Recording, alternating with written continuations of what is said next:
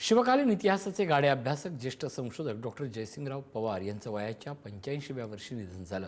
गेल्या 1.5 महिन्यापासून त्यांच्यावर फुफ्फुसाच्या संसर्गामुळे उपचार सुरू होते। त्यांच्या पश्चात पत्नी, मुलं आणि मुली असा परिवार आहे। डॉक्टर जयसिंगराव पवारांवर कोल्हापुरातील पंचगंगा स्मशानभूमीत शासकीय इतमामात अंत्यसंस्कार पार पडले। दरम्यान खासदार शाहू छत्रपती महाराज, माजी खासदार संभाजीराजे छत्रपती, माजी आमदार युवराज मालोजीराजे, पुढारी वृत्त समूहाचे चेअरमन एमिरेट्स आणि मुख्य संपादक पद्मश्री डॉक्टर प्रतापसिंह जाधव यांच्यासह विविध क्षेत्रातील मान्यवरांनी डॉक्टर जयसिंगराव पवारांच्या पार्थिवाचं अंत्यदर्शन घेतलं।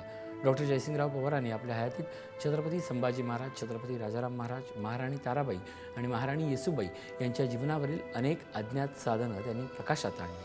आयुष्यभर शाहू विचारांनी झपाटलेल्या डॉक्टर जयसिंगराव पवार यांना त्यांच्या कार्यासाठी 21हून अधिक प्रतिष्ठित पुरस्कारांनी गौरवण्यात आलं होतं। महाराष्ट्र इतिहास प्रबोधिनी असेल या स्वतः ते संस्थापक आहेत। त्यांनी ती संस्था उभा केल्या आणि त्यातून तब्बल ही 5 दशकं इतिहासाचा त्यांनी जागर केला। संभाजी महाराजांच्यावरची जे आरोप होते, जे वेगवेगळ्या कथा कादंबरिकांनी करून ठेवले होते, ते पुसण्याचं एक महत्त्वाचं काम वासी बेंद्रे असेल, कमल गोखले असेल, त्यानंतर पवार सरांचं नाव येतं।